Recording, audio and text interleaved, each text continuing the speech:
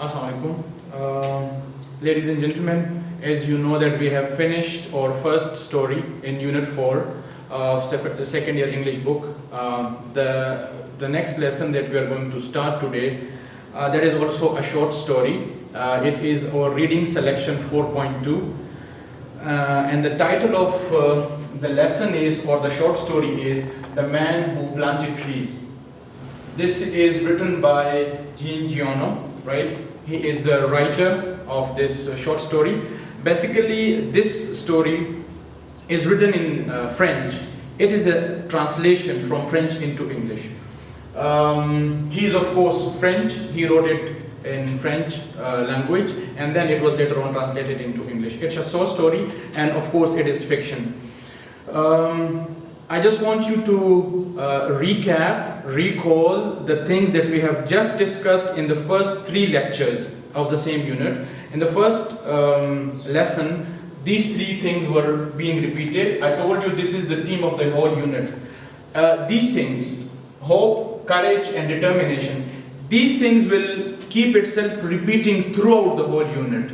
So you might have seen its traces, the traces of hope, the traces of courage and determination in the lesson determination that we have just finished, right? Now, this is our second lesson, which is The Man Who Planted Tree. It's a short story by a French writer. I'm going to read from the book. I want you to open your books on page number 145. We will begin from the start, and I will read the text, each paragraph, and then I will explain the text. It is going to be the same process that we had in the previous lesson, that I will explain the text, then I will tell you the summary of the whole lesson, and then of course exercise and vocabulary. I will combine the vocabularies of both these lessons, and then we will discuss that in a separate lecture. Alright, so please open your books on page 145. I'm going to read from the first paragraph. For a human character to reveal truly exceptional qualities, one must have the good fortune to be able to observe its performance over many years. In the very first line, it has been discussed that for any human character who, whether a male or a female, who wants to explore their natural, or we can say exceptional, character or qualities, it needs time. It cannot be done overnight. It is not something that can be, dig out, that can be find out in a short time. It needs time. And furthermore, the writer said that it is a good fortune for a person who has that time. We know people, we know many great people who died young. We could not see the bloom of their exceptional qualities. For example, John Keats. He died at the age of 26. Just 26 years old, and he died, and he's one of the most celebrated romantic poet in English literature. Same goes for Christopher Marlowe. Christopher Marlowe and Shakespeare, they were born in the same year. But Christopher Marlowe, he died young at the age of just 30 or 31. He died so young, and critics and the experts, they used to comment that they were born together, but if they died together, if it would have happened, they died together, Shakespeare and Marlowe, maybe Christopher Marlowe would have been more famous than Shakespeare, right? So that point has been pointed out by the writer in the next part of the sentence, where he commented that this is also a fortune. This is a good luck of a person or a man who have the time to explore his exceptional qualities over the time. So definitely it is going to take time. It is normal. There is no shortcut in life. You have to take the steps. If you try to take the shortcut, definitely the person will suffer. Or, for example, if you get succeeded in taking shortcuts, so with the speed that you go upward will be the same speed that you will go downward. Look at the next sentence. If this performance is devoid of all egoism, if this performance or the qualities that you want to explore in yourself, if it is devoid, if it is free, if it is pure, if it is away from all egoism. Egoism means that, when your personal interests are involved in something, that you want to satisfy your own ego, or you want to do something for your own satisfaction. If it is free from that problem, there is another criteria also. If it is guiding motive is unparalleled generosity. The thing that you are doing, you are just doing it by your heart. You want to do it, you believe in that cause without any other impurity that will contaminate your will or your intention for that thing. Without that, if you do it generously, again there is another criteria also. If it is absolutely certain that there is no thought of recompense, and if you do a thing, if you do a good thing, if you want to serve, or if you serve humanity or any goodwill gesture, if you do anything good without the thought of recompense. For example, if you are going to do something better for the masses, generally, I'm talking generally about any good cause, and you have no thought that I'm doing it so that I can get the reward, or people will recognize me, or I will become famous, or I will become rich, then you are doing a great job. You should, or if you don't want to be recognized, or if these things are not important for you, definitely you will succeed in your goal. Next, there is one more criteria, and one more criteria is that in addition to all these criteria, there is one more. It has left its visible mark upon the earth. If you have done something good, if you intended to do something good, and that happened to be good, its result was okay, and it left its footprint, its impact on the earth, what will happen? Then there can be no mistake. If you have all these criterion fulfilled to do anything better, then believe me, anything that you do will be completed. There will be no mistake in that, and you will succeed in doing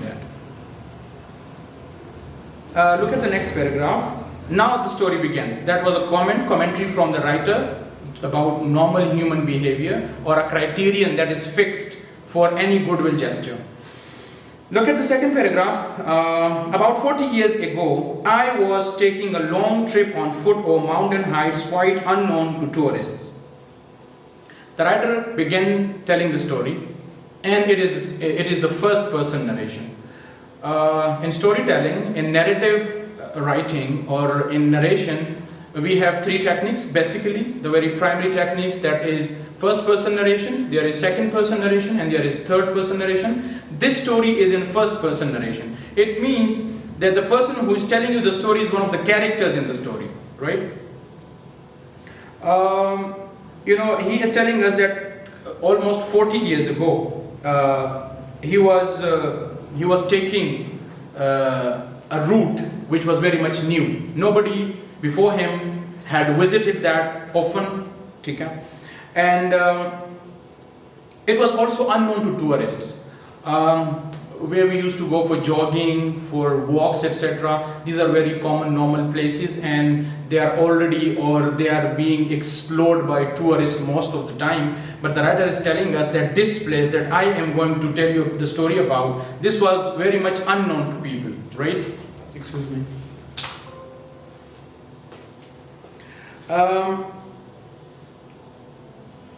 In the ancient region where the Alps thirst down into Provence. Alps, these are basically the mountain range of Alps. It's a very famous, longest and highest mountain range in Europe. So he's talking about this range of mountains. This is what we call the mountain range of Alps. Thrust down into Provence. Provence is the name of the place in Europe, and specifically in France. It is in northeastern France.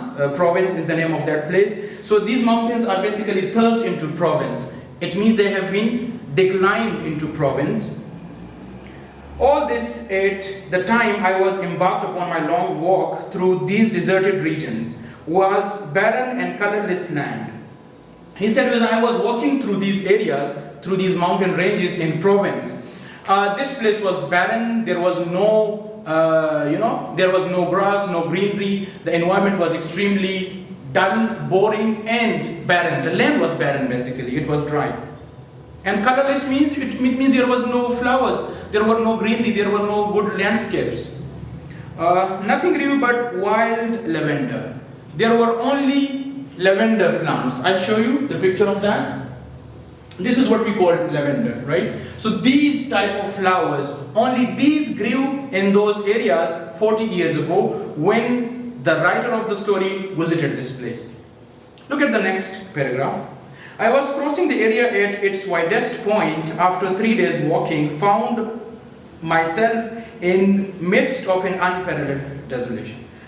The writer said that after I was crossing this area, so I was crossing at its widest place. Of course, when you have an area that is between the mountains, it is not exactly parallel. You have somewhere it is narrow, somewhere it is wide. So he said when I was crossing this area, so it was at its widest place.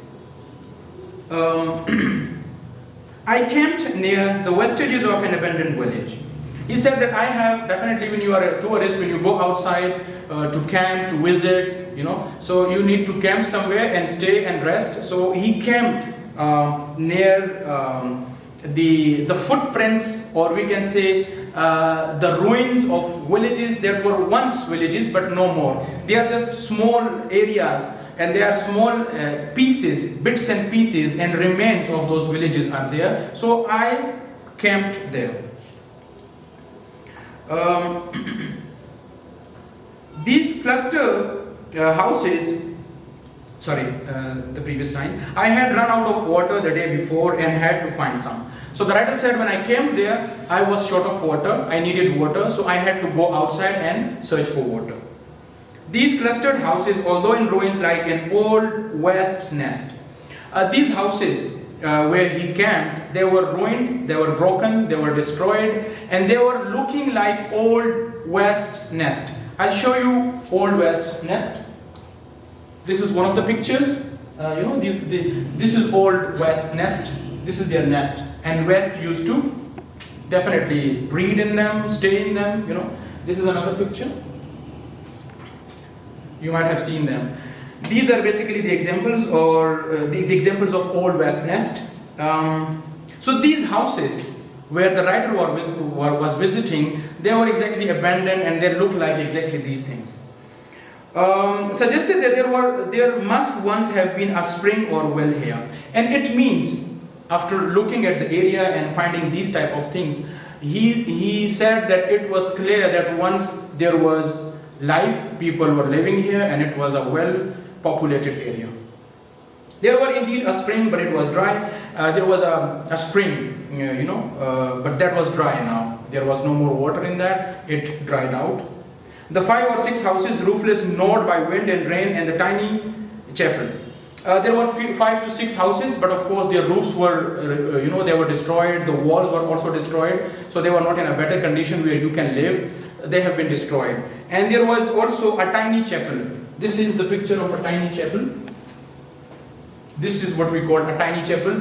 These are basically small churches, we can say, in village side, remote areas, countryside. So this is the example, and the same type of tiny chapel was also there, with a crumbling steeple.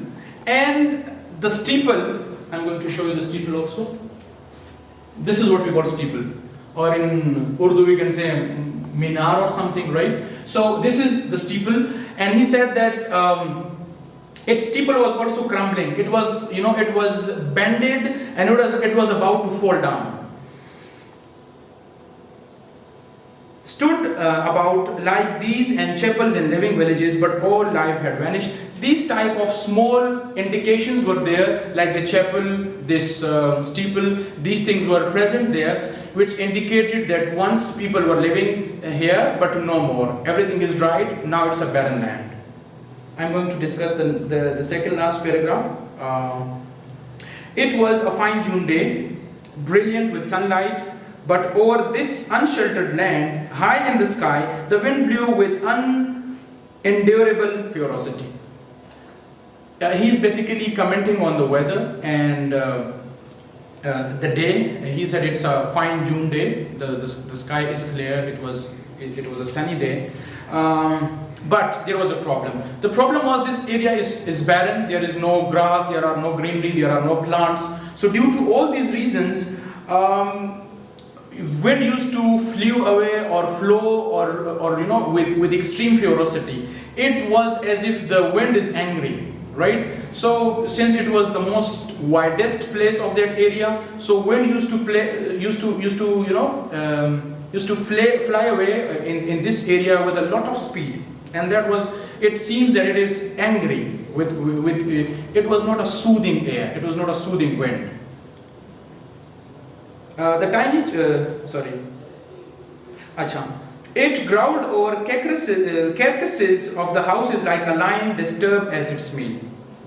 And when the wind used to flow in this area, it seemed that, for example, if there is a lion and that lion is eating or eating its prey, and you disturb that lion, definitely it will growl. It will produce a certain angry voices or noises for that matter. So it was exactly the same thing. He's using basically a simile here.